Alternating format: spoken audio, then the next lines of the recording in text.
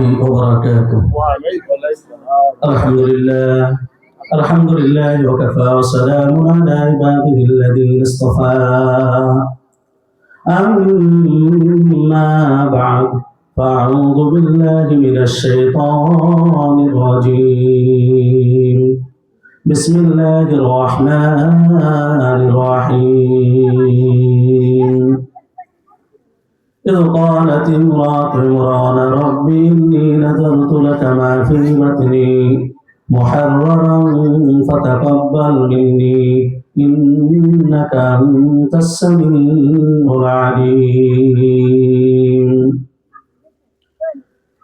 عن أبي هريرة رضي الله تعالى عنه قال قال رسول الله صلى الله عليه وسلم إذا مات الإنسان انقطع عنه عمله إلا من ثلاثة، إلا من صدقة جارية أو علم ينتفع به أو ولد صالح يدعو له.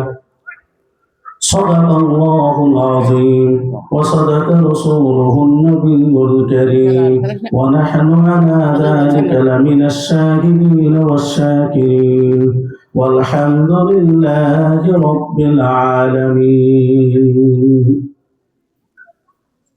বাঁশবাড়ী বাজার কেন্দ্রীয় জামে মসজিদের উদ্যোগে আয়োজিত আজকের এই 16তম বার্ষিক ওয়াজ মাহফিলের সম্মানিত সভাপতি, জাতির শ্রেষ্ঠ সন্তান, আমাদের মতো হাজারো ছাত্রের যিনি উস্তাদ, আমার পাশে বসা আলহাজ হযরত মাওলানা আব্দুর রাজ্জাক সাহেব, সহকারী অধ্যাপক কাসিনা কে.ইউ ফাজিল মাদ্রাসা, ইমাম ও খতিব বাঁশবাড়ী কেন্দ্রীয় জামে মসজিদ ও ঐতিহ্যবাহী ঈদগাহ মাঠ।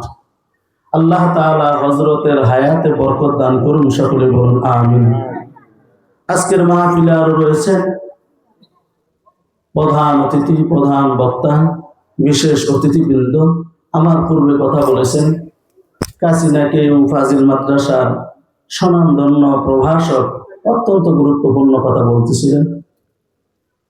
মঞ্চ ভূমিষ্ঠ ওলামায়ে কেরাম, আমার সম্মুখ ভূমিষ্ঠ পিতৃতুল্য মুরব্বিয়ান যুবক ভাইয়েরা, পর্দার অন্তরালে শ্রবণরতা শ্রদ্ধেয়া আবেদা সালেহা নেককারিনী পরহেজগারিনী মুত্তাকিনী আমার মা ও বোনেরা, শুরুতেই আল্লাহ জাল্লা শাআনুহুর দরবারে শুকরিয়া জ্ঞাপন করি যে মহান রব্বুল আলামিন আমাদেরকে আজকে পবিত্র মাসের, পবিত্র শাবান মাসের প্রথম জুমা আজকে গিয়েছে। এই পবিত্র শাবানের পবিত্রতম ওই মাহফিলে জান্নাতি সামিয়ানা নিছে কনকনে শীতকে উপেক্ষা করে কোরআন সুন্নাহর আলোচনা শোনার জন্য যে আল্লাহ তাআলা আপনাকে আমাকে আসার বসার সুযোগ করে দিয়েছেন, এজন্য আসুন সেই মহামুনিবকে খুশি করার লক্ষ্যে হৃদয়ের সমস্ত আবেগ ভালোবাসা উজাড় করে অন্তর থেকে আমরা শুকরিয়া আদায় করি। সকলেই জবান খুলে আওয়াজ করে মহব্বতে পড়ি আলহামদুলিল্লাহ। লাখো কোটি দরুদ ও সালাম বিশ্ব মানবতার কান্ডারি, বিশ্ব মানবতার মুক্তির দিশারি সাইয়্যিদুল মুরসালিন, সাইয়্যিদুল কাওনাইন, সাইয়্যিদুস সাকালাইন, শাফিউল মুজলিমিন, ইমামুল মুরসালিন, রাহমাতাল লিল আলামিন নবী মুহাম্মদুর রাসূলুল্লাহর উপরে সকলেই পড়ি সাল্লাল্লাহু আলাইহি ওয়াসাল্লাম। সম্মানিত হাজিরিন, আপনারা যারা এখানে এসেছেন তারা কতটুকু লাভবান হয়েছেন তার একটা ফজিলত বলেই আমি আমার আলোচনায় প্রবেশ করব ইনশাআল্লাহ। আন আবি দারদা রাদিয়াল্লাহু তাআলা আনহু قال قال رسول الله صلى الله عليه وسلم لا يبعثن الله أقواما يوم القيامة في وجوههم النور على منابر اللؤلؤ। আল্লাহর নবীর সাহাবী হযরত আবু দারদা রাদিয়াল্লাহু তাআলা আনহু বলেন, নবীজি সাল্লাল্লাহু আলাইহি ওয়াসাল্লাম ইরশাদ করেন, কিয়ামতের ময়দানে এক শ্রেণীর মানুষকে আল্লাহ তাআলা গোটা হাসরবাসীর সামনে নূরের চেয়ারের মধ্যে জায়গা দান করবেন। লাইসু বিআম্বিয়া ওয়ালা শুহাদা। নবীজি বলেন, এই মানুষগুলো নবীও নয়, শহীদও নয়, অথচ এই মানুষগুলোকে গোটা হাসরের ময়দানে সমস্ত মানুষের সামনে নূরের মিম্বরে আল্লাহ জায়গা দিয়ে সম্মানিত করবেন। قال فجس عربي يا رسول الله علهم لنا نعرفهم। এই কথা বলার পরে সাহাবীরা বলে, ও নবীজি, ওই মানুষটার পরিচয় আপনি আমাদেরকে বলেন। যে মানুষগুলো নবীও নয়, রাসূলও নয়, কিন্তু হাসরের ময়দানে আল্লাহ তাআলা তার এই সম্মানের চেয়ার দান করবে। ও মুসলমান, হাসরের ময়দানটা কেমন হবে? বাবা আদম থেকে নিয়ে অদ্যাবধি পর্যন্ত যত মানুষ পৃথিবীতে এসেছে, গত হয়ে গেছে, কিয়ামত পর্যন্ত যত মানুষ আসবে, সমস্ত মানুষগুলো ময়দানে হাসরে একই সময়ে উঠবে। বর্তমান পৃথিবীতে 750 কোটি মানুষ, এইরকম কত হাজার হাজার 750 কোটি মানুষ কবরের জমিনে শুয়ে আছে, ঠিক কিনা? কিয়ামত পর্যন্ত আরো কত মানুষ হবে তার ইয়ত্তা আপনার আমার জানা নাই, আল্লাহ ভালো জানেন। ওই বিশাল হাসরের ময়দানে এক শ্রেণীর মানুষ, সে নবীও নয়, শহীদও নয়, তারে আল্লাহ তাআলা হাসরবাসীর সামনে তো মর্যাদা দিবি। সাহাবী বলেন, ইয়া রাসূলুল্লাহ হাল্লিমনা নারিফুহুম, নবী গো আমাদেরকে তাদের পরিচয় বলেন, ওই মানুষগুলো কারা? قال النبي صلى الله عليه وسلم هم المتحابون في الله। আল্লাহর নবী সাল্লাল্লাহু আলাইহি ওয়াসাল্লাম বললেন, ও সাহাবীরা শোনো, ওই মানুষগুলো হলো দুনিয়ার ওই মানুষ। এ বাবারা কথা বলে কেন? কথা বলে এটা ফাঁকে ফাঁকে বসে যায়। আল্লাহর নবী বলেন, ও সাহাবীরা শোনো, ওই মানুষগুলো হলো দুনিয়ার ওই মানুষ যারা দুনিয়ার কোনো স্বার্থে নয়, শুধুমাত্র কোরআনের কথাগুলো শোনার জন্য, হাদিসের কথা শোনার জন্য, ওলামায়ে কেরামের মুখ থেকে কোরআন সুন্নাহর আলোচনা শোনার জন্য বিভিন্ন বাড়ি থেকে, বিভিন্ন পাড়া মহল্লা থেকে একটা জায়গায় সমবেত হয় এবং এখানে বসে আল্লাহর জিকির করে। এই ধরনের মজলিসে যে মানুষগুলো বসে, আল্লাহর নবী বলেন কিয়ামতের ময়দানে ওই মানুষগুলো আল্লাহ তাআলা সমস্ত হাসরবাসীর সামনে নূরের একটা চেয়ারে বসায়া তাদেরকে সম্মান দান করবে। সুবহানাল্লাহ। হাদিসটা বুঝছেন? আমরা যারা এখানে এসেছি ওইটার আওতায় পড়ি কিনা ময়দানে হাসরে? ইনশাআল্লাহ, ইনশাআল্লাহ। যারা এই সমস্ত মজমায় বসে, এদের জায়গা, এদের সম্মান ওইভাবে আল্লাহ করবেন। আর আনাস ইবনে মালিক রাদিয়াল্লাহু তাআলা আনহু قال قال رسول الله صلى الله عليه وسلم ما من قوم اجتمعوا يذكرون الله عز وجل لا يريدون بذلك إلا وجهه إلا ناداه مناد من السماء أن قوموا مغفورا لكم فقد بدلت سيئاتكم حسنات। আল্লাহর নবী বলেন, হযরত আনাস ইবনে মালিক বলেন, নবীজি সাল্লাল্লাহু আলাইহি ওয়াসাল্লাম বলেন, যে মানুষগুলো দুনিয়ার জমিনে বিভিন্ন জায়গা থেকে সাংসারিক ঝামেলা কাজকর্ম ফেলে রেখে আল্লাহর জিকিরের জন্য, কোরআন শোনার জন্য, হাদিস শোনার জন্য একত্রিত হয়, এরা যখন এই মজমাটা শেষ পর্যন্ত থাকে, এরপর যখন মাহফিল শেষ হয়ে যাবে, এরা যখন বাড়িতে যাওয়ার জন্য উঠবে, এমন সময় আকাশ থেকে আল্লাহর একজন ফেরেশতা ঘোষণা দেয়, আনকুমু মাগফুরাল লাকুম, ও আল্লাহর বান্দা তুমি চলে যাও, তোমার জীবনে যেই সকল গুনাহগুলো নিয়ে তুমি এই ময়দানে এসেছিলে, শেষ পর্যন্ত এই কোরআন সুন্নাহর আলোচনার ময়দানে থাকার কারণে আল্লাহ তাআলা তোমার জীবনের সমস্ত গুনাহগুলো মাফ করে দিয়েছে। সুবহানাল্লাহ। সুবহানাল্লাহর আওয়াজটা একটু জোরে দিবেন। তার কারণ কি? আল্লাহর নবী বলেন, ইন্না সুবহানাল্লাহ ওয়ালহামদুলিল্লাহ লা ইলাহা ইল্লাল্লাহ আল্লাহু আকবার তানফুদুল খাতায়া কামা তানফুদুশ শাজারাতু ওয়ারাকাহা। নবীজি বলেন, নিশ্চয়ই সুবহানাল্লাহ, আলহামদুলিল্লাহ, লা ইলাহা ইল্লাল্লাহ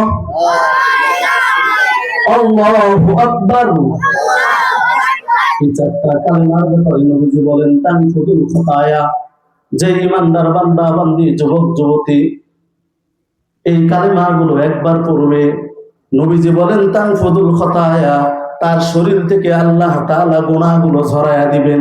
কেমন ঝরায়া দিবেন? নবীজি বলেন, কামা তানফুদুশ শাজারাতু ওয়ারাকাহা।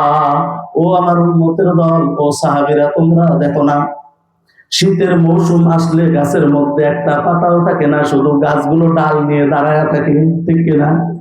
নবীজি বলেন, আমার কোন উম্মত, আল্লাহর কোন বান্দা যদি একবার সুবহানাল্লাহ আলহামদুলিল্লাহ লা ইলাহা ইল্লাল্লাহু আল্লাহু আকবার বলে, তাহলে একবার এই কালেমাগুলো বলার কারণে আল্লাহ তাআলা তার শরীর থেকে এমন ভাবে গুনাহ ঝরায়া দেন, গাছের যেমন পাতা থাকে না, এই ইমানদার বান্দা বান্দির শরীরে আর কোনো গুনাহ বাকি থাকে না।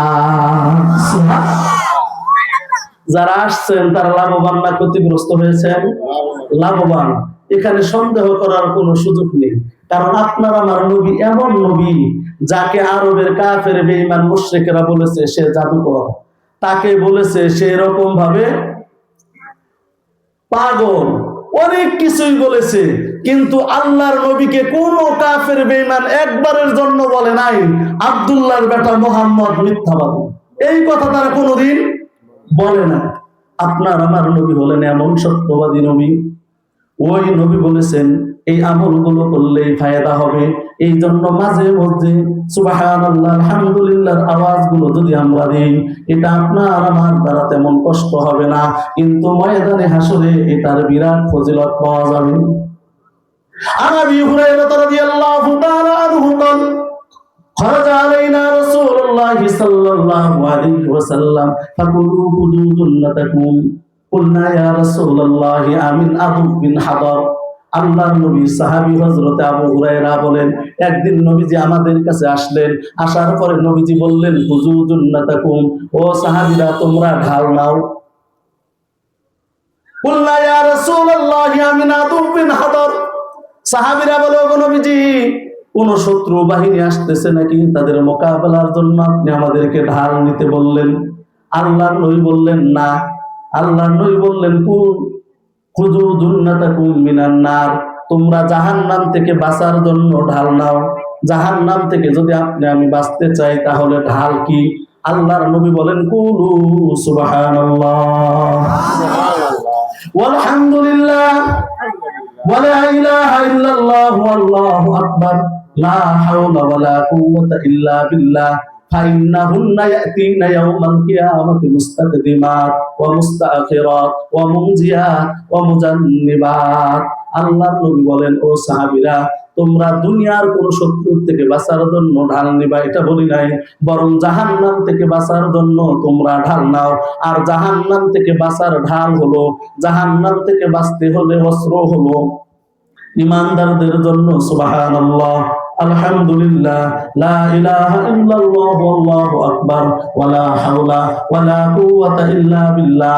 নবীজি বলেন এই কালেমাগুলো আল্লাহর যে বান্দা বান্দি পড়বে দুনিয়ার জমিনে ময়দানে হাসরে, এই কালেমাগুলো তার সামনে সামনে তারে পাহারাদারি করে নিয়ে যাবে, তার পিছন দিক থেকে পাহারা দিবে। সামনের থেকে যেন আযাবের ফেরেশতা তারে ধরতে না পারে, পিছন দিক থেকে যেন আযাবের ফেরেশতা ধরতে না পারে, ডান দিক থেকে যেন আযাবের ফেরেশতা ধরতে না পারে, বাম দিক থেকে যেন তারে আযাবের ফেরেশতা ধরতে না পারে। এই রকম চতুর্দিকে পাহারা দিয়া এই কালেমা পড়নেওয়ালাদেরকে এই কালেমাগুলো আল্লাহর জান্নাতে পৌঁছায়া দিবে। সুবহানাল্লাহ বললে লাভ আছে ইনশাআল্লাহ। সম্মানিত হাজিরিন, আল্লাহ সুবহানাহু ওয়া তাআলা পৃথিবীর মানুষের হেদায়েতের জন্য যুগে যুগে আসমানি কিতাব নাজিল করেছেন, যুগে যুগে নবী রাসূল প্রেরণ করেছেন। সর্বশেষ আল্লাহ তাআলা আপনার আমার নবী, আখিরি জামানার নবী, নবীদের নবী, ইমামুল মুরসালিন, সাইয়্যিদুল মুরসালিন নবী মুহাম্মদুর রাসূলুল্লাহ সাল্লাল্লাহু আলাইহি ওয়াসাল্লামকে প্রেরণ করেছেন, এবং তিনি যে মানুষকে হেদায়েতের দিকে আহ্বান করবেন এই জন্য আল্লাহ তাআলা ঐশী গ্রন্থ, সমস্ত গ্রন্থের সবচেয়ে বড় যে গ্রন্থ, সম্মানিত যে গ্রন্থ আল কোরআন আপনার আমার নবীর উপর আল্লাহ তাআলা নাজিল করেছেন। নবীজি এই কোরআনের মাধ্যমে মানুষদেরকে দাওয়াত দিয়েছেন। এই কোরআনুল কারীম এমন একটা কিতাব, এই কোরআনুল কারীম এমন একটা কিতাব, কিয়ামত পর্যন্ত আল্লাহ তাআলা এই কিতাবকে চ্যালেঞ্জ করে দিয়েছেন।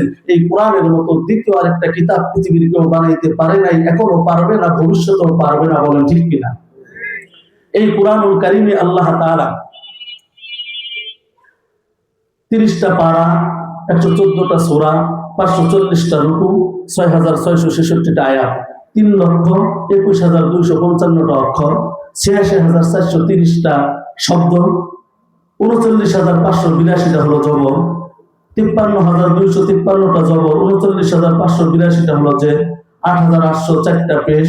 এই কোরআনুল কারীমের ভিতরে আল্লাহ তাআলা নাজিল করে এই কোরআনটাকে দিয়ে আল্লাহ তাআলা কিয়ামত পর্যন্ত মানুষের জন্য চ্যালেঞ্জ ছুড়ে দিয়েছেন। এই কুরআনুল কারীমের একটি সূরা হচ্ছে সূরা আলে ইমরান। ওই সূরা থেকে আমি একখানা আয়াতে কারিমা তেলাওয়াত করেছি। ওই আয়াতের আলোকে ইনশাআল্লাহ আল্লাহ তাআলা যদি তৌফিক দান করে তাহলে দুই চারটি কথা বলার চেষ্টা করব। ওমা তৌফিকি ইল্লা বিল্লাহ। আমাদের সমাজ ব্যবস্থায় বর্তমান যে জিনিসটা সবচেয়ে বেশি, সেটি হচ্ছে সন্তান দ্বারা পিতামাতা সবচেয়ে বেশি কষ্ট পায়, ঠিক কিনা? আমরা যারা অভিভাবক আছি, আমরা সন্তান কথা শুনে না, এই জন্য পরে আফসোস করি, সন্তানের সেবা পেতে চাই। কিন্তু আপনার আমার পিতামাতা হিসেবে সন্তানের প্রতি কিছু করণীয় ছিল, আমি আপনি সেই করণীয় গুলো পালন করেছি কিনা, এটি হচ্ছে আগে দেখার বিষয়। বলেন, গাছ আগে নাকি ফল আগে? আপনি এখন কাঁঠাল খাবেন, কাঁঠাল বলেই খেতে পারবেন নাকি আপনাকে কাঁঠাল গাছ রোপণ করতে হবে? বীজ রোপণ করবেন, চারা হবে, গাছ হবে, তারপরে গাছ ফল দিবে, ঠিক কিনা? এখন যদি কেউ গাছ রোপণ না করে বৈশাখ জ্যৈষ্ঠ মাসে কাঁঠাল খেতে চায়, সম্ভব? ও মুসলমান, আপনি আমি বাবা হিসাবে, মা হিসাবে সন্তানের সেবা পেতে চাই। বুড়া বয়সে আমার সন্তান আমার খেদমত করবে, এটা চাই। কিন্তু এটার আগে আমার সন্তানের প্রতি কিছু দায়িত্ব ছিল, আমি বাবা মা ওই দায়িত্বগুলো পালন করেছি কিনা, এটা হলো চিন্তার বিষয়, ঠিক কিনা? আল্লাহ তাআলা এই কুরআনুল কারীমের সূরা আলে ইমরানের আয়াতের ভিতরে একজন মহিলার জীবনী তুলে ধরেছেন। কেন তুলে ধরেছেন? কিয়ামত পর্যন্ত যত মা বাবা আসবে, সমস্ত মা বাবা যেন তাকে অনুসরণ করে সে তার সন্তানের ব্যাপারে যত্নবান হয়। এই জন্য আল্লাহ তাআলা একজন মহিলার ঘটনা সূরা আলে ইমরানের ভিতরে আল্লাহ তাআলা তুলে ধরেছেন। إذ قالت امرأة عمران رب إني نذرت لك ما في بطني محررا فتقبل مني إنك أنت السميع العليم। ইমরানের স্ত্রী আল্লাহর কাছে দোয়া করেছে, আল্লাহ তুমি যদি আমার একটা সন্তান দান করো, তাহলে আমার এই সন্তানটারে আমি তোমার ঘর বাইতুল মুকাদ্দাস, ওই সময়ের কিবলা ছিল বাইতুল মুকাদ্দাস, মসজিদে আকসা, ওই বাইতুল মুকাদ্দাসের খাদেম হিসেবে আমার সন্তানটারে আমি ওয়াকফ করে দিব, দান করে দিব। পর্দার আড়ালের মা বোন একটু দিলের কানটা লাগাইয়া শুনবেন। ওই মহিলা দোয়া করে, আল্লাহ তুমি যদি আমার সন্তান দাও, আমার সন্তানটাকে তোমার মসজিদ বাইতুল মুকাদ্দাসের খাদেম হিসেবে ওয়াকফ করে দিলাম। বর্তমান জমানায় আমরা যেমন জমি জমা টাকা পয়সা মসজিদে দান করি, ওই সময়ের শরীয়তে সন্তানও দান করা যাইত। সন্তান দিয়া দিলে ওই সন্তান থেকে আর কোনো কামাই রুজি খাওয়া যাইত না, ওই সন্তান শুধু মসজিদেরই খেদমত করবে, এই রকম ভাবে সন্তান দান করা যাইত। মায়ের কত বড় চিন্তা দেখেন, ঠিক কিনা? সন্তান পেটে আসার পরে মার কি করণীয়, সন্তান দুনিয়াতে আসার পরে বাবার কি করণীয়, এই করণীয় গুলো যদি বাবা মা পালন না করেন, তাহলে এই সন্তান থেকে বাবা মা শেষ বয়সে খেদমতের আশা করতে পারে, তবে খেদমত চলবে না, ঠিক কিনা? এবার সে দোয়া করলো, আল্লাহ আমার এটা কবুল করো। ফালাম্মা ওয়াদাতহা ক্বালাত রাব্বি ইন্নী ওয়াদাতুহা উনসা। এবার যখন ওই মহিলার সন্তান প্রসব হয়েছে, মহিলা তাকায় দেখে তার পেটের সন্তান যেটা দুনিয়াতে এসেছে, এটা কোনো ছেলে সন্তান নয়, এটা হলো একটা মেয়ে সন্তান। বাবা মার দোয়া সন্তানের জন্য কেমন, একটু শোনেন। এবার মহিলা দেখে তার সন্তানটা হলো মেয়ে সন্তান। এবার মহিলা ঘাবড়ায় গেল, চিন্তিত হয়ে গেল, আমি তো আমার সন্তানকে বাইতুল মুকাদ্দাসের খাদেম বানায়া দিব, ওয়াকফ করে দিয়েছি, কিন্তু এদিকে মেয়ে সন্তান। সে বলতেছে, ফালাম্মা ওয়াদাতহা ক্বালাত রাব্বি ইন্নী ওয়াদাতুহা উনসা। মহিলা ডাক দিয়ে বলে, আল্লাহ এ কি আমার সন্তান দেখি মেয়ে সন্তান। ওয়াল্লাহু আ'লামু বিমা ওয়াদাত। আল্লাহ তাআলা জবাব দেয়, ও আল্লাহর বান্দি, তুমি ছেলে সন্তান প্রসব করেছো নাকি মেয়ে সন্তান প্রসব করেছো, এটা তোমার বলা লাগবে না, এটা আল্লাহ ভালো করে জানে, ঠিক কিনা? পেটের ভিতরে যখন ছিল, পৃথিবীর মেশিন ধরে নাই, তখনও জানছেন কে? আল্লাহ। তখনও জেনেছেন আল্লাহ। আল্লাহ তাআলা ডাক দিয়ে বলেন, ওরে আল্লাহর বান্দি, আল্লাহু আ'লামু বিমা ওয়াদাত, আল্লাহ জানেন তুমি কি প্রসব করেছো। ওয়ালাইসা যাকারু কাল উনসা, হে আল্লাহর বান্দি তুমি চিন্তিত হও না, তার কারণ তোমার যে খালেস নিয়ত, তুমি তোমার সন্তানকে আল্লাহর জন্য ওয়াকফ করে দিবা, আল্লাহর ঘরের খাদেম হিসেবে দান করে দিবা, আগেই নিয়ত করেছো। তোমার খাস নিয়তের কারণে আমি আল্লাহ তোমার দোয়া কবুল করে নিয়েছি। ও আল্লাহর বান্দি, তোমার চিন্তার কোনো কারণ নাই, হোক এটা মেয়ে সন্তান। ওয়ালাইসা যাকারু কাল উনসা, তোমার এই কন্যা সন্তানটা দুনিয়ার হাজারো ছেলে সন্তানের চাইতে অনেক দামি। সুবহানাল্লাহ। ইন্নী সাম্মাইতুহা মারইয়াম, এবার ওই মহিলা বলছে, আল্লাহ আমি আমার সন্তানের নাম রাখলাম মারিয়াম। সন্তানের নাম কি রাখলেন? মারিয়াম। ওয়া ইন্নী উইযুহা বিকা ওয়া যুররিয়াতাহা মিনাশ শাইতানির রাজীম। আল্লাহ আমার এই কন্যা সন্তানের নাম আমি রাখলাম মারিয়াম, এবং তোমার কাছে দোয়া করি শয়তানের ধোঁকা থেকে আমার সন্তানকে হেফাজত করো। এই শয়তান যেন আমার সন্তানকে ধোঁকা দিতে না পারে, এই জন্য বাবা মা দোয়া করেছেন। ও বাঁশবাড়ির মুসলমান, ও বাঁশবাড়ির মা জাতিরা শুনে নেন, আপনার পেটে যখন সন্তান আসে তখন আপনার করণীয় হলো আল্লাহর কাছে দোয়া করা, সন্তানের জন্য আল্লাহর কাছে দোয়া করা। এখন তো আমাদের বাবা মা অধিকাংশ নামাজই পড়ে না, দোয়া করে কখন, ঠিক কিনা? এরপরে তিনি বললেন, ফাতাকাব্বালাহা রাব্বুহা বিকবুলিন হাসানিন ওয়া আনবাতাহা নাবাতান হাসানাও ওয়া কাফফালাহা যাকারিয়াল মিহরাব ওয়া কাফফালাহা যাকারিয়া।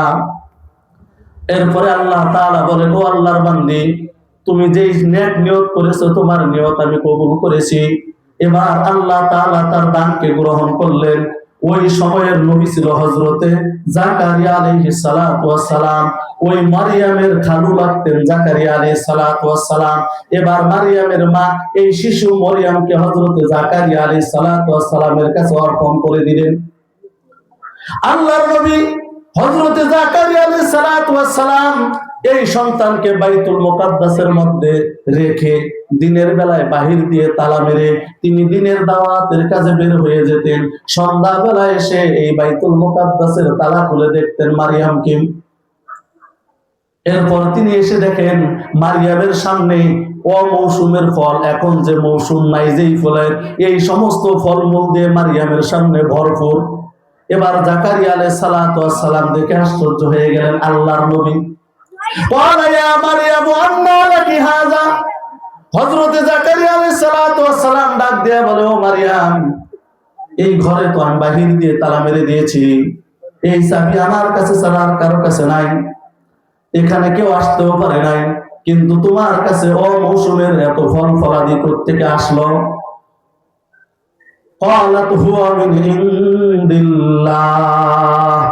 হযরত মারিয়াম আলাইহিস সালাতু ওয়াস সালাম বলেন, ও খালুজান, এটা আল্লাহর পক্ষ থেকে এসেছে। ইন্নাল্লাহা ইয়ারযুকু মান ইয়াশাউ বিগাইরি হিসাব। আল্লাহ তাআলা যারে চান তারে বেহিসাব এরকম রিজিক আল্লাহ দান করে দেন। সুবহানাল্লাহ। ও মুসলমান, ও বাবা, ও মা, আপনি শুনেন আপনার কি করণীয়। ওই সময় হযরতে জাকারিয়া আলাইহিস সালাতু ওয়াস সালামের কোনো সন্তান নাই। আল্লাহর পয়গম্বর হযরতে জাকারিয়া আলাইহিস সালাতু ওয়াস সালাম, তার তখন কোনো সন্তান নাই। এবার তিনি দেখলেন যে ঘরের চাবি আমার কাছে ছাড়া আর কার কাছে নাই, ওই ঘরের ভিতরে যদি আল্লাহ তাআলা খাবার পৌঁছাইতে পারেন, ওই ঘরে যদি আল্লাহ তাআলা যে সময় এখন ফলের মৌসুম নয়, এই সকল ফল যদি পৌঁছাইতে পারেন, ওই আল্লাহ তো আমাকেও সন্তান দিতে পারেন। মারিয়ামের এই দৃশ্য দেখে হযরতে জাকারিয়া আলাইহিস সালাতু ওয়াস সালাম সাথে সাথে হুনালিকা দাআ জাকারিয়া রাব্বা ক্বালা রাব্বি হাবলি মিন লাদুনকা যুররিয়াতান তাইয়্যিবাতান ইন্নাকা সামিউদ দুআ। আল্লাহর পয়গম্বর হযরতে জাকারিয়া আলাইহিস সালাতু ওয়াস সালাম মিহরাবের পাশে নামাজের মধ্যে দাঁড়ায়া গেলেন। নামাজে দাঁড়ায়া দোয়া করতেছেন, রব্বি হাবলি মিন লাদুনকা যুররিয়াতান তাইয়্যিবা। ওগো আল্লাহ, তুমি আমার একটা নেককার সন্তান দান করো। তুমি যেহেতু তালাবদ্ধ ঘরে মারিয়ামের কাছে জান্নাতি খাবার পৌঁছাইতে পারো, ওগো আল্লাহ, তোমার কাছে আমি ফরিয়াদ করি, আমার একটা সুসন্তান দান করো, নেককার সন্তান দান করো। ইন্নাকা সামিউদ দুআ। যাক, আলহামদুলিল্লাহ, আমাদের এই গাজীপুর ইউনিয়নের সাবেক সফল চেয়ারম্যান জনাব আলহাজ মোহাম্মদ আকরাম হোসেন, উনি আমাদের মাঝে উপস্থিত হয়েছেন আজকের এই মাহফিল কমিটির পক্ষ থেকে। ওনাকে আন্তরিক ধন্যবাদ এবং শুভেচ্ছা জানাচ্ছি।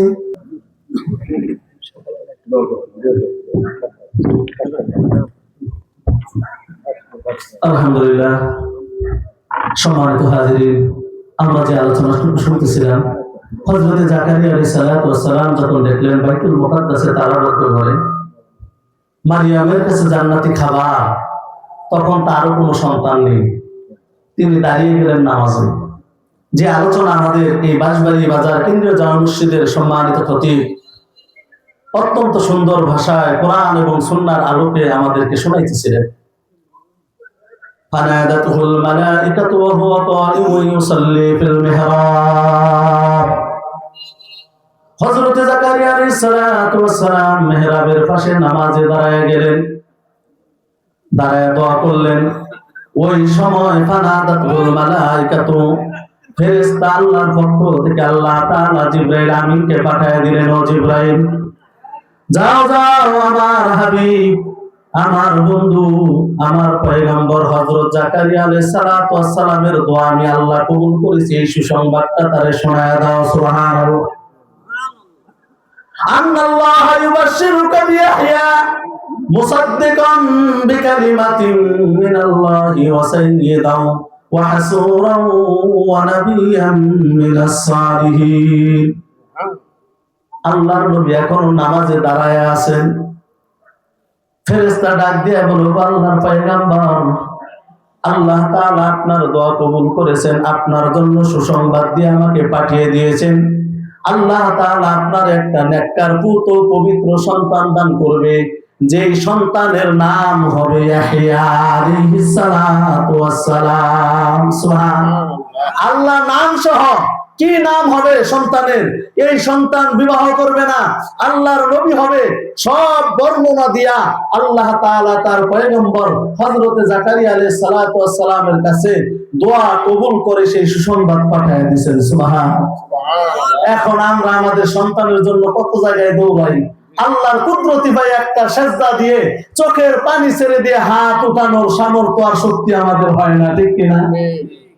ও মুসলমান, আল্লাহ তাআলা বলেন, লিল্লাহি মুলকুস সামাওয়াতি ওয়াল আরদ ইয়াখলুকু মা ইয়াশা ইয়াহাবু লিমান ইয়াশাউ ইনাসা ওয়া ইয়াহাবু লিমান ইয়াশাউ যুকুর আও ইউযাওযিজুহুম যুকরানান ওয়া ইনাসা ওয়া ইয়াজআলু মান ইয়াশাউ আকিমা।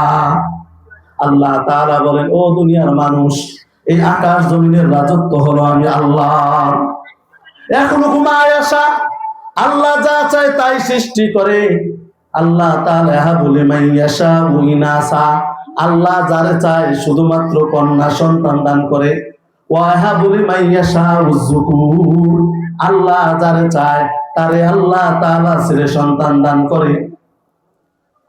আও ইউযাওযিজুহুম যুকরানান ওয়া ইনাসা, আল্লাহ যারে চায় তারে ছেলেও দেয় মেয়েও দেয়। আল্লাহ যারে চায় তারে বন্দা বানায় দেয়, তারে কোনো ছেলেও দেয় না মেয়েও দেয় না। এই চার ধরনের মানুষ আমাদের সমাজে আসে না নাই? আল্লাহ যারে চায় শুধু মেয়ে দেয়, আল্লাহ যারে চায় শুধু ছেলে দেয়, আবার আল্লাহ কাউকে ছেলেও দেয় মেয়েও দেয়। আবার আল্লাহর এমন কিছু বান্দা আছে যাদেরকে আল্লাহ ছেলেও দেয় না, মেয়েও দেয় না, কোনো সন্তানও দেয় না, ঠিক কিনা? এই জন্য আল্লাহ তাআলার কাছে চাইতে হবে। মুসলিম জাতির পিতা হযরত ইব্রাহিম আলাইহিস সালাতু ওয়াস সালাম শেষ বয়স, বুড়া বয়স, কোনো সন্তান নাই, তিনি আল্লাহর কাছে দোয়া করলেন, রব্বি হাবলি মিনাস সালিহিন, ওগো আল্লাহ আমার তো কোনো সন্তান নাই, তুমি আমার একটা সলিহিন নেককার পরহেজগার সন্তান দান করো। ফাবাশশারনাহু বিগুলামিন হালিম। আল্লাহ তাআলা বলেন, ওগো পয়গম্বর আমার খলিল, আপনার দোয়া কবুল করলাম, আপনার একটা পুত পবিত্র নেককার সন্তানের সুসংবাদ শোনায়া দিলাম। সুবহানাল্লাহ। ওই সন্তানের নাম হলো হযরত ইসমাঈল আলাইহিস সালাতু ওয়াস সালাম। এই জন্য বাবা মার করণীয় হলো আল্লাহ তাআলার কাছে দোয়া করা, আল্লাহ তাআলার কাছে দোয়া করা। আল্লাহ তাআলার কাছে দোয়া করলে নেক সন্তান চাইতে হবে। সমস্ত নবীদের সুন্নাহ হচ্ছে নেক সন্তান চাওয়া, ছেলে মেয়ে উল্লেখ না, নেক সন্তান। আপনি মেয়ে চাইলেন, বদ হয়ে গেল, আপনি জাহান্নামের কারণ। ছেলে চাইলেন, বদ হয়ে গেল, আপনার জাহান্নামের জন্য যথেষ্ট। এই জন্য সমস্ত আম্বিয়া আলাইহিস সালাতু ওয়াস সালামের সুন্নাহ হচ্ছে যে এরকম ভাবে নেক সন্তান চাওয়া, হোক ছেলে হোক মেয়ে, আল্লাহ এটা যেন নেক সন্তান হয়। ছেলে মেয়ের ভিতরে কোনো তফাৎ নেই, বরং মেয়েদের ব্যাপারে হাদিসে পিতামাতাকে অসংখ্য সুসংবাদ শোনানো হয়েছে। وَإِذَا بُشِّرَ أَحَدُهُمْ ظَلَّ وَجْهُهُ مُسْوَدًّا وَهُوَ كَظِيمٌ وَإِذَا بُشِّرَ أَحَدُهُمْ بِالْأُنثَىٰ ظَلَّ وَجْهُهُ مُسْوَدًّا وَهُوَ كَظِيمٌ। ওই সময়ে যদি কারো কন্যা সন্তান হতো, কোন বাবা যদি জানতো তার সন্তান হলো কন্যা সন্তান, তাহলে তারা নিজেকে লজ্জিত মনে করত, তার জীবন্ত কবর দিয়া দিত। ও মুসলমান, আপনার আমার নবী, আখির জামানার নবী, নবীদের নবী, ইমামুল মুরসালিন জনাব মুহাম্মদুর রাসূলুল্লাহ সাল্লাল্লাহু আলাইহি ওয়াসাল্লাম এসে এই নারীদের অধিকার দিয়েছেন, নারীদের কত সম্মান দিয়েছেন। হাদিসের ভিতরে আল্লাহর নবী বলেন, عن ابن عباس رضي الله تعالى عنه قال قال رسول الله صلى الله عليه وسلم من ولدت له ابنة فلم يعدها ولم يوهنها ولم يؤثر ولده عليها يعني الذكر أدخله الله بها الجنة। আব্দুল্লাহ ইবনে আব্বাস বলেন, আল্লাহর নবী বলেন, যদি কোনো মানুষের একটা কন্যা সন্তান হয়, আর যদি সে ওই সন্তানটাকে আদর করে, তার অত্যাচার না করে, সে যে অসন্তুষ্ট না হয়ে যায়, তার যদি এরকম ভাবে আদব কায়দা, নম্রতা, ভদ্রতা শিক্ষা দেয়, আল্লাহর নবী বলেন এই কন্যা সন্তানকে মহব্বত করার কারণে, তাকে লালন পালন করার কারণে, তাকে দ্বীন শিক্ষা দেওয়ার কারণে আল্লাহ তাআলা এই কন্যাকে উসিলা করে আল্লাহর এই বান্দা বান্দিরে আল্লাহর জান্নাতে পৌঁছায়া দেন। সুবহানাল্লাহ। ইসলামকে অধিকার দিয়েছে, আপনি একটা মেয়ে সন্তানকে লালন পালন করলে তারে আপনি দ্বীন শিক্ষা দিবেন, এই কারণে পিতা মাতাকে আল্লাহ তাআলা জান্নাতে পৌঁছায়া দেন। সুবহানাল্লাহ।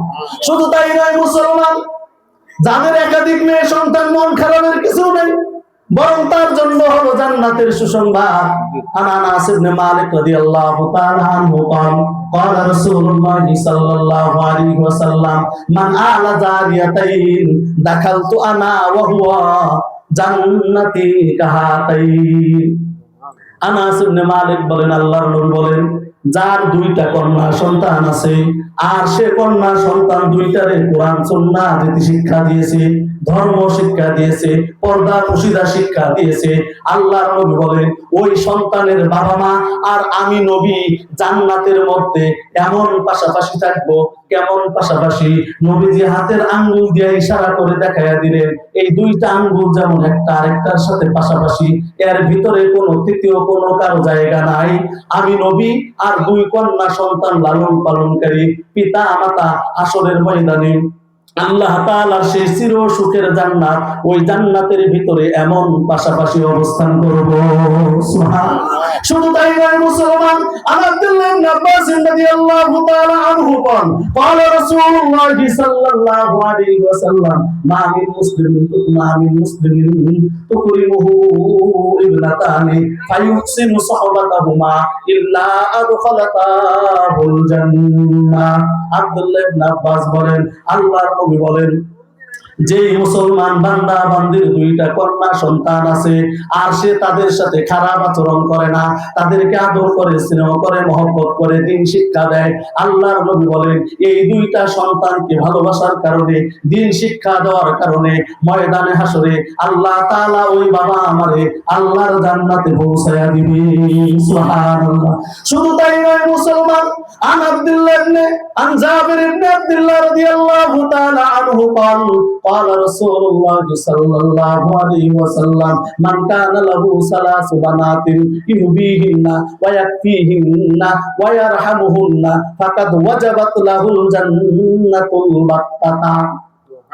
জাবের ইবনে আব্দুল্লাহ বলেন, আল্লাহর নবী বলেন, যেই মানুষের তিনটা কন্যা সন্তান হয়েছে আর ওই তিনটা কন্যা সন্তানকে সে বোঝা মনে করে না, সে সন্তুষ্ট আছে, আল্লাহ দিয়েছেন খুশি, আর তাদেরকে দিন শিক্ষা দিয়েছে, পর্দা পুশিদা মতো তাদেরকে জীবন পরিচালনা করেছে, আল্লাহর নবী বলেন এই বাবা মায়ের জন্য আল্লাহর জান্নাত ওয়াজিব হয়ে গিয়েছে। সুবহানাল্লাহ। فقال رجل من بعض القوم سنتين يا رسول الله।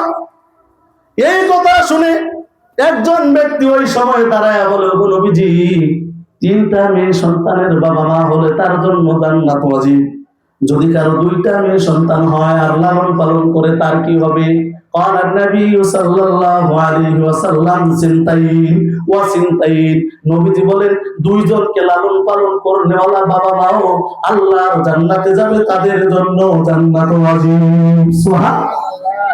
শুধু তাই নয় মুসলমান, আন আয়েশা রাদিয়াল্লাহু তাআলা আনহা قالت دخلت ইমরাতুন মাহা ইবনাতান লাহা ফাসালাত ফালাম তাজিদ ইনদি শাইআন গায়রা তামরাতিন আতাইতুহা ইয়াহা। মা আয়েশা সিদ্দিকা বলেন, আমার কাছে একজন মহিলা আসলো ভিক্ষা চাইতে, তার সাথে দুইটা মেয়ে সন্তান, কিন্তু তাকে দেওয়ার মতো আমার কাছে কিছু নাই। ফালাম তাজিদ ইনদি শাইআন, কোনো কিছুই নাই, গায়রা তামরাতিন, মাত্র একটা খেজুর আছে আমি আয়েশার কাছে, আর কোনো কিছু নাই ওই ভিক্ষুককে দেওয়ার মতো। আল্লাহর নবীর স্ত্রী উম্মতের জননী মা আয়েশা বলেন, আতাইতুহা ইয়াহা, আমি ওই একটা খেজুরে ওই মহিলাটাকে দান করে দিলাম। সুবহানাল্লাহ। ফাকাসামাত হারিবনাতাইহা, ওই মহিলাটা একটা খেজুর পেয়ে ওই খেজুরটার দুইটা ভাগ করলো। ইবনাতাইহা তার দুইটা মেয়ের দুই ভাগ দিল একটা খেজুর।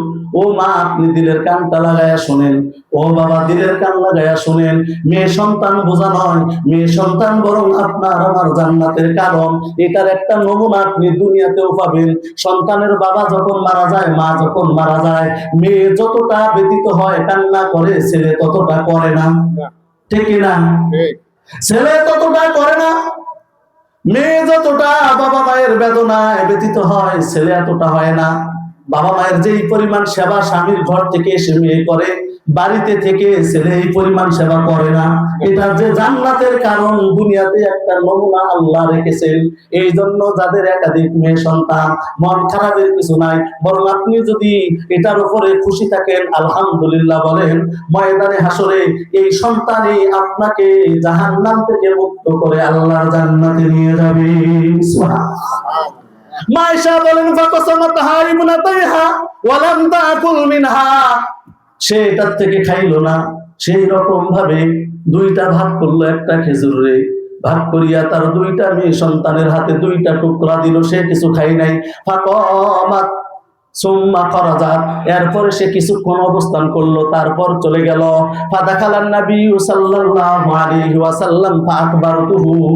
আয়েশা বলেন, এরপরে রাসূল যখন আমার কাছে আসলেন, আমি নবীজিকে বললাম, ওগো নবীজি, আমার কাছে একজন ভিক্ষুক এসেছিল, মহিলা, তার সাথে দুইটা কন্যা সন্তান ছিল, তাকে দেওয়ার মতো আমার কাছে কিছু নাই, একটি মাত্র খেজুর ছিল। নবী গো, ওই একটা খেজুর আমি তারে দান করলাম, ভিক্ষা দিলাম। ওই মহিলা একটা খেজুর দুইটা ভাগ করে সে নিজে খায় নাই, তার দুইটা কন্যা সন্তানের হাতে দিয়েছে। ওগো নবীজি, এরপরে তারা আমার বাড়ি থেকে বের হয়ে চলে গিয়েছে। আল্লাহর নবী বলেন, মান কানা মুতারিয়া ফি হাযিহিল বানাতি কুননা লাহু সিতরাম মিনান নার। নবীজি বলেন, আয়েশা রে, এই রকম মেয়ে সন্তান নিয়ে যারা পরীক্ষার সম্মুখীন হয়েছে, এই মানুষগুলো কোনোদিন জাহান্নামে যাবে না। এই কন্যা সন্তানগুলো তার জাহান্নাম থেকে আড়াল হবে। অর্থাৎ এই কন্যা সন্তানকে এইরকম লালন পালন করার কারণে আল্লাহ তাআলা ওই বাবা আমারে খুশি হয়ে আল্লাহর জান্নাত দিয়ে দিবে। সুবহানাল্লাহ। যাদের শুধু মেয়ে সন্তান, এটা কে দিয়েছেন? যাদের শুধু ছেলে, আল্লাহ। যাদের সন্তান নাই, আল্লাহ দেন নাই। যাদের ছেলে মেয়ে সব আছে, দিয়েছেন কে? আল্লাহ। এই জন্য সন্তান যাই হোক, আল্লাহর কাছে দোয়া করতে হবে, আল্লাহ নেককার সন্তান দাও। এরপরে আমাদের যে সন্তানটা দুনিয়াতে আসবে, আসার পরে বাবা মার কি হবে? আল্লাহর নবী বলেন, আন সামুরাত ইবনে জুনদুব রাদিয়াল্লাহু তাআলা আনহু قال رسول الله صلى الله عليه وسلم كل غلام رهين بعقيقته تذبح عنه يوم سابعه ويخلق رأسه ويسمى। 4220 নম্বর হাদিস হলো নাসাই শরীফের। হযরত সামুরা ইবনে জুনদুব রাদিয়াল্লাহু তাআলা আনহু বলেন, আল্লাহর নবী বলেন, সমস্ত সাধারণ সন্তানগুলো আকিকার সাথে বন্ধক থাকে। বাবা, আকিকার সাথে বন্ধক থাকে। বন্ধক বুঝেন, আপনার একটা 1 বিঘা জমি, একজনের কাছে আপনি 50,000 টাকায় রেহান দিচ্ছেন বা বন্ধক দিচ্ছেন অথবা এগ্রিমেন্ট দিচ্ছেন, এক এক জায়গায় এক এক নাম কয়। দেওয়ার পরে ওই জমিটা যদিও দলিলে আপনার, কিন্তু ওই জমিন বন্ধক দেওয়ার কারণে জমিনের মধ্যে আপনার কোনো ক্ষমতা নাই, ঠিক কিনা? যার কাছে বন্ধক দিচ্ছেন সে যা খুশি এই জমিনে করবে, আপনার কিছু বলার নাই। আবার যখন তারে টাকা ফিরায় দিবেন, তখন আপনার যা খুশি করতে পারবেন। টাকা ফিরানোর আগে ওই জমিন দলিলে আপনার হলেও আপনার কোনো ক্ষমতা নাই, ঠিক কিনা? আল্লাহর নবী বলেন, কুল্লু গুলামিন রাহিনুম বিআকিকাতিহি। প্রত্যেকটা আদম সন্তান আকিকার সাথে বন্ধক। আকিকার সাথে কি বন্ধক? বন্ধকি জমিন যেমন আপনার, ওই জমিন থেকে ফসল আসে না, ওই জমিনের ধান যেমন আপনার গোলায় ঢুকে না, আকিকার সাথে আপনার সন্তান বন্ধক। যতক্ষণ আকিকা না দিবেন, ততক্ষণ আপনার সন্তানের বালা মুসিবত, বিপদ আপদ এইগুলো দূর হবে না। কিন্তু আমরা যারা বাবা মা আছি, সন্তান হওয়ার পরে এই রকম নানান বাদ্যযন্ত্র বাজায়া অনেক কিছু করে হাজার হাজার টাকা খরচ করি, কিন্তু সন্তানের 7ম দিনে আকিকা করতে পারি না, ঠিক কিনা? সন্তানের হক আপনি আদায় করবেন না, সন্তান আপনার হক আদায় করবে না, এটাই নিয়ম। এটাই কি? অনেক সময় দেখেন না, মেম্বারের ভোট দিচ্ছেন, একটা কাজও করছে না, পরের বছর ভোটে লাগাইলে কি কন, আপনারা 5 বছর দিয়ে দেখছি, আপনারা আর ভোট দিব না, ঠিক কিনা? ও মুসলমান, আপনি আপনার সন্তানের সেবা চান, কিন্তু বাবা হিসাবে, মা হিসাবে আপনি তো আপনার সন্তানের হক আদায় করেন না। একটা আদম সন্তান মায়ের পেট থেকে পড়ার পরে পিতামাতার দায়িত্ব হলো তার ডান কানে আজান দিবে, তার বাম কানে একামত দিয়া দিবে। তার কারণ হলো সর্বপ্রথম যে আওয়াজটা তার কানে পৌঁছবে, এটার একটা প্রভাব তার ভিতরে কাজ করবে, সে আস্তে আস্তে বড় হবে, এই আজানের প্রভাব তাকে ইসলামের দিকে ধাবিত করবে। এখন তো আমাদের শুধু সিজার মেডিকেল আজান হয় কিনা সন্দেহ, ঠিক কিনা? ও মুসলমান, আপনি প্রথম হক সন্তানের কাছে আল্লাহর নামের ধ্বনি দেন নাই। এই আযানের একটা পাওয়ার আছে। আল্লাহ তাআলা সূরা আরাফের ভিতরে বলেন, ওয়াইদ আখাযা রাব্বুকা মিন বানি আদামা মিন যুহুরিহিম যুররিয়াতাহুম ওয়া আশহাদাহুম আলা আনফুসিহিম আলাস্তু বিরাব্বিকুম ক্বালু বালা। আল্লাহ তাআলা রূহের জগতে বাবা আদমের পিঠের মধ্যে আল্লাহর কুদরতি ডান হাত দিলেন, দেওয়ার পরে সমস্ত রূহগুলো আল্লাহর কুদরতি ডান হাতে আসছে। আসার পরে আল্লাহ বলেন, আলাস্তু বিরব্বিকুম, আমি কি তোমাদের রব নই? তখন সমস্ত রূহগুলো সেদিন জবাব দিয়েছে, বালা বালা, হ্যাঁ আপনি আমাদের রব। এই কারণে অনেক আল্লাহওয়ালাদের জীবনী পাওয়া যায়, এরা বলতেন, এখনো আমার কানে রূহের জগতের আলাস্তু বিরব্বিকুম ওই প্রশ্নটা এখনো আমার কানে বাজতেছে। সুবহানাল্লাহ। আপনি জমিনে ফসল ফলান, ফসল ফলানোর জন্য, ঘাস নিধন করার জন্য, ঘাস মারার জন্য জমিনে ওষুধ দেন, এরপরেও দেখবেন জমিনে ঘাস গজায় যায়, ঠিক কিনা? অথচ ধানের জন্য যত্ন করেন, ঘাস নিধনের জন্য আপনি ব্যবস্থা নেন, তারপরও ফাঁক দিয়ে গজায় যায়। ও মুসলমান, এত দ্রুত যদি আপনি আপনার সন্তানটা দুনিয়াতে আসার পরে তার ডান কানে আযানের ধ্বনি, বাম কানে ইকামতের ধ্বনিটা আপনি শোনায় দিতে পারেন, তার অন্তরের ভিতরে ইমানের বীজ বপন হয়ে যায়। যদিও সে তখন কিছু বোঝে না, কিন্তু আস্তে আস্তে বড় হতে থাকে, এই আল্লাহু আকবারের ধ্বনি তার ভিতরে আল্লাহ সম্পর্কে চিন্তা জাগ্রত করে দেয়। ইকামতের ধ্বনি তার ভিতরে ইসলাম সম্পর্কে চিন্তা জাগ্রত করে দেয়। কারণ কি আল্লাহর নবী বলেন, কুল্লু মাউলুদিন ইউলাদু আলাল ফিতরাতি ফাবাওয়াহু ইয়াহুদিয়ান আও নাসরানিয়ান। নবীজি বলেন, সমস্ত আদম সন্তানগুলো ইসলাম নিয়ে জন্মগ্রহণ করে, এরপরে তার বাবা মা তার ইহুদি বানায়, তার বাবা মা তার খ্রিস্টান বানায়, তার বাবা মা তার অগ্নি পূজক বানায়, তার বাবা মা তার মুসলমান বানায়, ঠিক কিনা? এই জন্য আপনার আমার সন্তানের কানে 1 নাম্বার হক হলো বাবা মার তার কানে আযান ইকামত পৌঁছানো। আমরা তো এইগুলো করি না। 7ম দিনে তার নামে আকিকা করতে হবে, এরপরে তার মাথার চুলগুলো মুন্ডায় দিতে হবে, এরপরে তার সুন্দর একটা নাম রাখতে হবে।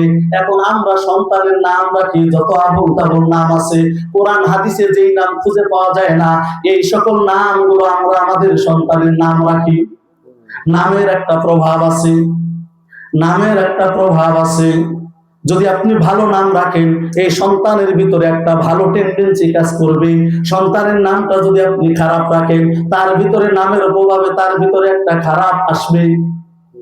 আমি বাবা হয়ে, আপনি মা হয়ে সন্তানের 7ম দিনে তার আকিকা করি না, তার সুন্দর একটা নাম রাখি না, তাহলে এখানেই তো আপনি আমি সন্তানের হক আদায় করি নাই, ঠিক কিনা? সন্তান কেমনে আমার হক আদায় করবে? এরপরে আপনার আমার সন্তানটা যখন কথা বলা শিখবে, সর্বপ্রথম আপনার আমার নবী, দোজাহানের বাদশা, সরকার দো আলম নবী মুহাম্মদুর রাসূলুল্লাহ সাল্লাল্লাহু আলাইহি ওয়াসাল্লাম যখন কথা বলা শিখেছেন, আল্লাহর নবী সর্বপ্রথম কথা বলেছেন, আল্লাহু আকবার কাবীরা, আল্লাহু আকবার কাবীরা। আল্লাহ হলেন মহান, আল্লাহ হলেন সবচেয়ে বড়। আলহামদুলিল্লাহি হামদান কাসীরা, সমস্ত প্রশংসা সকাল সন্ধ্যা দিবা রাত্রি 7টা মাস বছর যুগ এমনকি কিয়ামত পর্যন্ত যত প্রশংসা হতে পারে সমস্ত প্রশংসা হলেও আল্লাহ তাআলার জন্য। আপনার আমার নবী সর্বপ্রথম জবান দিয়ে যেদিন কথা বলেছে, ওই দিন আল্লাহু আকবার ধ্বনি আল্লাহর নবীর জবান দিয়ে উচ্চারণ হয়েছে।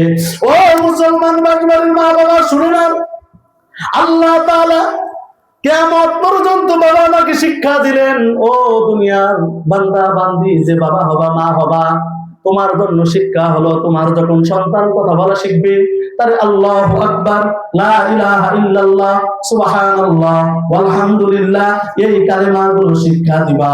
কিন্তু আফসোসের বিষয়, আমাদের অধিকাংশ ফ্যামিলিতে বাবা মা আদর করে সন্তানকে টাটা বাই বাই আমরা শিক্ষা দিই, ঠিক কিনা? এদেরকে নানান ধরনের গালিগালাজ কথা আমরা শিক্ষা দিই, অভদ্র আচরণ আমরা শিক্ষা দিই, ঠিক কিনা? দাদা নাতিকে গালি দিয়ে ডাক দেয়, এখন নাতিও তো দাদা যা বলে তাই করে, নাতিও গালি দেয়। ও মুসলমান, তুমি যখন তোমার নাতিকে, ও বাবা তুমি তোমার সন্তানকে শুরুতে গালি শিখাইছো, তুমি বুড়া হলে তোমারে গালি দিবে, এটাই তো তোমার প্রাপ্য, ঠিক কিনা? বুঝতেছেন ইচ্ছা কইতেছি? কোরআন এবং সুন্নাহর আলোকে হুজুর এখানে বসা, ভিতরে কাঁপতেছে। আমার মতো হাজারো ছাত্রের উস্তাদ, যোগ্যতার দিকে, এলেমের দিকে, বয়সের দিকে আমার দাদা হুজুরও পার হয়ে যাবেন। ও মুসলমান, খালি সন্তানের সেবাই চাবেন, সন্তান সেবা করার মতো সন্তান আগে আপনারা তৈরি করতে হবে, ঠিক কিনা? সন্তান তৈরি করবেন না আর সন্তানের সেবা চাবেন, এটা বোকামি ছাড়া কিছুই নয়, ঠিক কিনা? 7 দিনের দিনে তার আকিকা হবে, তার সুন্দর একটা নাম রাখা হবে, কথা বলা শিখলে তারে আল্লাহু আকবার কালেমা শিক্ষা দিতে হবে। ও মুসলমান, তারে নিয়ে নামাজ পড়তে হবে, তার সামনে কোরআন পড়তে হবে, তার সামনে ভালো কাজগুলো করতে হবে। আমাদের সন্তানগুলো আজকে বাবা মার কথা কেন শোনে না? বাবা মা সন্তানকে এগুলো শিক্ষা দিতে পারে না, এই জন্য সন্তান বাবা মার কথা শোনে না। আপনি যদি সন্তানের খেদমত পেতে চান, তাহলে আপনার সন্তানকে সুসন্তান হিসেবে আপনাকে গড়ে তুলতে হবে, ঠিক কিনা? আপনার একটা ছোট্ট একটা তথ্য দিই, এই মিডিয়ার যুগে আপনাদের সকল কিছু আমার চাইতে ভালো জানা। আপনি পৃথিবীর কোন একটা বৃদ্ধাশ্রম পাবেন না যে বৃদ্ধাশ্রমে একজন বৃদ্ধ একজন বৃদ্ধা আছে, তার সন্তান কোরআনের হাফেজ, তার সন্তান আলেম, তার সন্তান মাওলানা, তার সন্তান দ্বীনি শিক্ষায় গ্রহণ করেছে, এমন একটা সন্তানের বাবা মারে আপনি বৃদ্ধাশ্রমে পাবেন না, ঠিক কিনা? কথাটা বুঝতে পারছেন? যায়া দেখবেন, কেউ লন্ডন প্রবাসী, হাজারো কোটি টাকার বাড়ি, তার বাবা মা কোথায়? বৃদ্ধাশ্রমে। কারণ কি? তারে শিক্ষা দিয়েছে জাগতিক শিক্ষা, কোরআনের শিক্ষা না দেওয়ার কারণে এই সন্তান বাবা মার কদর বুঝে না। আপনার সন্তানকে যদি আপনি কোরআন শিখান, عن علي رضي الله تعالى عنه قال رسول الله صلى الله عليه وسلم من أخذ القرآن وحفظه أدخله الله الجنة وشفعه في عشرة من أهل بيته كلهم قد استوجب النار। হযরত আলী রাদিয়াল্লাহু তাআলা আনহু বলেন, যে বান্দা তার সন্তানকে কোরআনুল কারীম শিক্ষা দিবে, ওই সন্তান তো জান্নাতে যাবে, বরং তার গোষ্ঠীর থেকে 10 জন জাহান্নাম অবধারিত হয়ে গেছে, এমন 10 জন জাহান্নামীরে কোরআন পড়নেওয়ালা সুপারিশ করে আল্লাহর জান্নাতে নিয়ে যাবে। সুবহানাল্লাহ। এটা কেমন একটু বোঝায়? আমাদের দেশে কিছু অপরাধ আছে, অপরাধ করার পরে তার ফাঁসি হয়, আপিল করার পরে সুপ্রিম কোর্টে আপিল বিভাগে তার আপিল করার পরেও তার ফাঁসি কার্যকর থাকে। তখন সর্বশেষ একটা অপশন থাকে, রাষ্ট্রপতির কাছে প্রাণ ভিক্ষা চাওয়া। রাষ্ট্রপতির কাছে প্রাণ ভিক্ষা চাইলে রাষ্ট্রপতি যদি মনে করেন তারে মাফ করে দিবে, রাষ্ট্রপতি যদি কয় মাফ করে দিলাম, তাহলে সমস্ত কোর্ট কাছারির রায় বাতিল, ওই লোকটা খালাস পেয়ে যাবে, তার মৃত্যু হবে না। আর রাষ্ট্রপতি যদি তারে মাফ না করে, তার মৃত্যু অবধারিত। ওই রাষ্ট্রপতির একটা দেশের যেরকম মৃত্যু থেকে বাঁচানোর ক্ষমতা, এই রকম ভাবে একজন কোরআন পড়নেওয়ালা ময়দানে হাসরে তার বংশ থেকে সে যারে চায়, এইরকম 10 জন জাহান্নামী, এদের জন্য জাহান্নাম ওয়াজিব হয়ে গেছে, এমন 10 জন জাহান্নামীর এসে সুপারিশ করে করে আল্লাহর জান্নাতে পৌঁছায়া দিবে। শুধু তাই নয় মুসলমান, عن بريدة الأسلامي رضي الله تعالى عنه قال كنت جالسا عند النبي صلى الله عليه وسلم فسمعته يقول إن القرآن يلقى يوم القيامة فإن القرآن يلقى في قبره رجل كالشاهد فيقول له هل تعرفني فيقول ما أعرفك। হযরত বুরাইদা আল-আসলামী বলেন, আমি নবীদের সাথে বসা, এমন সময় আল্লাহর নবী বললেন, কিয়ামতের ময়দানে কোরআনওয়ালা, কোরআন পড়নেওয়ালা, হাফেজে কোরআন আলেম সাহেবরা ময়দানে হাসরে যখন উঠবে, তখন ওই কোরআনটা একটা দুর্বল বৃদ্ধ অসহায় মানুষের রূপ নিয়া ওই কোরআন পড়নেওয়ালার সাথে সাথে হাসরের মাঠে উঠবে। সুবহানাল্লাহ। ও মুসলমান, কোরআন তখন বলবে, ফায়াকুলু লাহু হাল তা'রিফুনি, ও আল্লাহর বান্দা তুমি আমারে চিনো? কোরআনওয়ালা বলবে মা'রিফুকা, আমি তোমারে চিনি না। আবার বলবে ফায়াকুলু লাহু হাল তা'রিফুনি, তুমি কি আমারে চিনো? কোরআনওয়ালা বলবে মা'রিফুকা, আমি তোমারে চিনি না। ফায়াকুলু লাহু আনা সাহিবুকাল কোরআন। আল্লাহু আকবার। এবার কোরআন জবাব দিবে, ওরে আল্লাহর বান্দা তুমি আমারে চিনো না, আমি তোমার দুনিয়ার ওই সঙ্গী কোরআন। তুমি না কত শীতের রজনীতে আরামের বিছানা ত্যাগ করে, ঘুম ত্যাগ করে আমি কোরআন তেলাওয়াত করতাম, দিনে রাত্রে কোরআন পড়তা। আমি তোমার সেই কোরআন দুনিয়াতে আমাকে পালন করতে যাইয়া তুমি অনেক কষ্ট করেছো। الذي أزمعتك في الهواجر وأسهرت ليلك وإن كل تاجر من وراء تجارة। কোরআন বলবে, ও আল্লাহর বান্দা, দুনিয়াতে মানুষ ব্যবসা করে লাভবান হওয়ার জন্য, বাসবাড়িতে যারা ব্যবসা করে তাদের উদ্দেশ্য হলো কিছু মুনাফা হবে, বিবি বাচ্চা নিয়ে একটু সুখে আনন্দে দিন পার করবে, একটু আরামে থাকবে, এই জন্য ব্যবসা করে। কোরআন ওয়ালা, তুমি দুনিয়াতে কোরআন পড়ার কারণে দুনিয়াতে তুমি মুনাফা পাও নাই, সব জায়গায় তুমি তিরস্কার পেয়েছো। মানুষ তোমাকে এরকম ভাবে তিরস্কার করেছে, কাঠ মোল্লা বলে গাড়ি দিয়েছে। ওই হাফেজ সাহেব জানে কি, আলেম সাহেব জানে কি, এরা তো সেকালের কথা নিয়েই বসে থাকে, এরা আধুনিকতা বুঝে না, এরা এই উন্নতির যুগ বুঝে না, এই রকম তিরস্কার তোমাকে করেছে। কিন্তু আজকে এই হাসরের ময়দানে আল্লাহ তাআলা তোমার সারা জিন্দেগির তিরস্কারের পুরস্কার দান করবে। فيؤتى الملك بيمينه والخلد بشماله ويوضع رأسه على تاج الوقار। নবীজি বলেন, এই কথা বলার পরে ওই কোরআন ওয়ালার ডান হাতে এরকম জান্নাতের সার্টিফিকেট দিয়ে দেওয়া হবে, বাম হাতে তাকে রাজত্ব দিয়ে দেওয়া হবে, তার মাথার মধ্যে স্বর্ণের মুকুট পরাইয়া দেওয়া হবে। সুবহানাল্লাহ। ওয়া ইউসাবু আলিদাহু হুল্লাতাইন। এই কোরআন পড়নেওয়ালা সন্তানের পিতা মাতার মাথার মধ্যে মাথায় আল্লাহ তাআলা দুইটা সম্মানের মুকুট পরাইয়া দিবেন। ফায়াকুলানে বিমা কুসিনা হাযা। এবার বাবা মা বলবে, আল্লাহ, আমি তো দুনিয়াতে গরিব ছিলাম, মানুষ আমার দাম দিত না, কিন্তু বিশাল হাসরের ময়দানে আজকে আমাকে কেন এত সম্মান দেওয়া হলো, এত মর্যাদার টুপি কেন আমার মাথায় দেওয়া হলো? আল্লাহ তাআলার পক্ষ থেকে ঘোষণা দেওয়া হবে, ফায়ুকালু লাহু বিআখযি ওয়ালাদিকুমাল কুরআন। আল্লাহু আল্লাহ ঘোষণা দিবেন, ও আল্লাহর বান্দা, ও আল্লাহর বান্দি, দুনিয়ার মানুষ তোমারে কদর করে নাই, কিন্তু আজকে বিশাল হাসরের ময়দানে আমি আল্লাহ তোমার এত সম্মান কেন দিলাম জানোনি?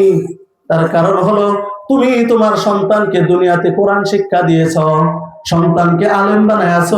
এই কারণে আমি আল্লাহ খুশি হয়ে তোমাদেরকে crore crore million million trillion trillion মানুষের সামনে কোরআন শিক্ষা দেওয়ার কারণে, সন্তানকে কোরআন শেখানোর কারণে আমি আল্লাহ আজকে এই হাজারো হাসরবাসীর সামনে তোমাদেরকে এই সম্মানের পোশাক পরাইয়া দিয়েছি।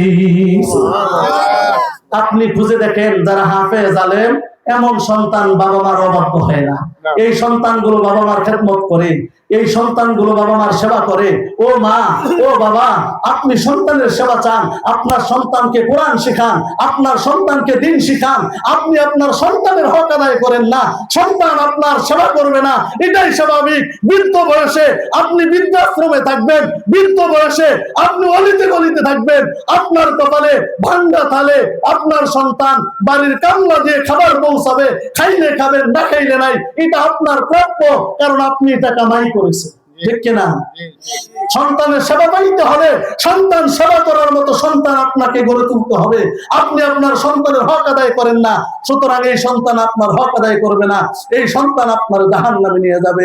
রব্বানা আরিনাল্লাযীনা আদাল্লানা মিনাল জিন্নি ওয়াল ইনসি নাজআলহুমা তাহতা আকদামিনা লিয়াকুনা মিনাল আসফালিন। এই সন্তানগুলো, যে সন্তানগুলোরে বাবা মা কোরআন শিখায় নাই, দ্বীন শিখায় নাই, এই সন্তানগুলো যেদিন জাহান্নামী হবে, ডাক দিয়ে বলবে, রব্বানা, ও আমাদের প্রভু, আমাদের ওই বাবা মা গুলো কোথায়, আমাদের ওই অভিভাবক গুলো কোথায়? তারা দুনিয়াতে যদি কোনো কাজ না করেছে বাড়ির, তাহলে খাবার বন্ধ করে দিয়েছে, শাসন করেছে, কিন্তু কোনোদিন তারা আমাদেরকে দ্বীন শিখায় নাই, তোমার কালাম শিখায় নাই, নামাজের শিক্ষা দেয় নাই। এই শিক্ষাগুলো যদি তারা আমাদের দিত, তাহলে আমরা আজকে জাহান্নামী হইতাম না। তারা কোথায়? তাদেরকে নিয়ে আসো। ও বাসবাড়ির মা, ও বাসবাড়ির বাবা, একটু দিলের কান লাগায়া শোনেন। আপনার সেই নাবিসেরা, আপনার সেই কলিজার টুকরা সন্তান সেদিন বলবে, আল্লাহ তাদেরকে আনো, তাহতা আকদামিনা, কদমের বহু বছর, আকদাম মানে হলো পাও, অর্থাৎ তাদেরকে ওই বাবা মাকে সন্তান পায়ের নিচে ফালায়া বাবা মার বুকে পাড়া দিয়ে সন্তানও জাহান নামে যাবে, বাবা আমারেও জাহান নামে নিয়ে যাবে। ও মুসলমান, এটার জন্য আপনার সন্তান দায়ী নয়, কারণ এটা হলো আপনার কামাই, এটা হলো আপনার ফসল। আপনি যেইভাবে সন্তানকে গড়ে তুলেছেন এইভাবেই আপনার সন্তান হবে। এই কারণে সন্তানের সেবা পাইতে হলে আপনাকে আমাকে সন্তানের হক আদায় করে করে সন্তানকে বড় করতে হবে, ঠিক কিনা? এখন সন্তানটা গুলো বাচ্চা গেলাম, একটা বলেই শেষ করছি। প্রধান বক্তা চলে এসেছেন, কোরআন সুন্নাহর আলোচনা শোনাবেন। তো সম্মানিত হাজিরিন, আমাদের দেশে কিছুদিন আগে আমরা দেখেছি মাস্টার বাড়িতে একটা বিধর্মী মানুষকে ধর্ম অবমাননা করার কারণে তাওহীদি জনতা উত্তেজিত হয়ে আবেগ আপ্লুত হয়ে তাকে হত্যা করে পুড়িয়ে ফেলেছে, ঠিক কিনা? যদিও এটা ইমানের তাগাদা, রাষ্ট্রের একটা আইন আছে, কি বলেন? কারণ আপনি একজন মানুষকে যদি মারতে চান, বিচার করতে চান, এটার জন্য রাষ্ট্রের একটা আইন আছে। এই আইনটা যদি কেউ নিজের হাতে তুলে নেয়, যদিও সে এটার প্রাপ্য, কিন্তু এটা প্রশাসনের মাধ্যমে হলে এটা বিচার, আর যদি জনগণ দ্বারা হয় এটা হলো অবিচার, ঠিক কিনা? শাস্তিযোগ্য অপরাধ, ঠিক কিনা? যদি জনগণ দ্বারা হয় তাহলে এটা হলো কি? শাস্তিযোগ্য অপরাধ। জনগণ বিচার করতে পারে না, তাকে এই অথরিটি দেওয়া হয় না, এটার জন্য আইন প্রশাসন আছে, মন্ত্রণালয় আছে, সরকার আছে, এটা দেখবে। তদ্রূপ আপনার আমার যাদের পিতামাতা এখনো বেঁচে আছেন, আমাদের হক তারা আদায় করে নাই, কিন্তু তাদের মাধ্যমে আমি দুনিয়াতে এসেছি, ঠিক কিনা? বাবা মা যত কিছুই করুক, সন্তান কোনোদিন বাবা মাকে অবজ্ঞা করতে পারে না। আনাস বিনতে আবি বকর রাদিয়াল্লাহু তাআলা আনহা قالت في عهد رسول الله صلى الله عليه وسلم قدمت علي امي। আসমা বিনতে আবি বকর বলেন, ওগো নবীজি, আমার মা আমার কাছে এসেছেন, অথচ আমার মা মুশরিক। এখন আমি কি আমার মায়ের সাথে দেখা করব? তার সাথে কি সৎ ব্যবহার করব? আল্লাহর নবী বলেন, ও আসমা বিনতে আবি বকর, তোমার মা মুশরিকা হতে পারে, কিন্তু সে তো তোমার গর্ভধারিণী। তুমি তার খেদমত করবা, তার সেবা করবা, তার সাথে ভালো ব্যবহার করবা। তাহলে কি বুঝলাম? আমার বাবা মা যতই আমার হক আদায় করে নাই, কিন্তু এই কারণে আমি সন্তান বাবা মার খেদমত করব না, এটা আল্লাহ গ্রহণ করবে না। আমাকে বাবা মার খেদমত করতেই হবে, বলেন ঠিক কিনা? সম্মানিত হাজিরিন, কোরআন সুন্নাহর আলোকে যে কথাটুকু বলার চেষ্টা করেছি, আশা করি সকলে বুঝতে পেরেছেন। আল্লাহ তাআলা প্রথমে আমাকে, পরে যারা শুনলাম সকলকে কোরআন সুন্নাহর আলোচনাগুলো হৃদয়ে লালন করে এই 3.5 হাত বডিতে বাস্তবায়ন করে আমরা যেন পিতামাতারা সন্তানের হক আদায় করে আমরা যেন আমাদের সন্তানগুলোকে সুশিক্ষা করে তুলতে পারি। আল্লাহ সুবহানাহু ওয়া তাআলা আমাদের সকলকে সেই তৌফিক দান করুন। আমিন। ওয়া আখির দাওয়ানা আলহামদুলিল্লাহি রাব্বিল আলামিন। আসসালামু আলাইকুম ওয়া রাহমাতুল্লাহি ওয়া বারাকাতুহু।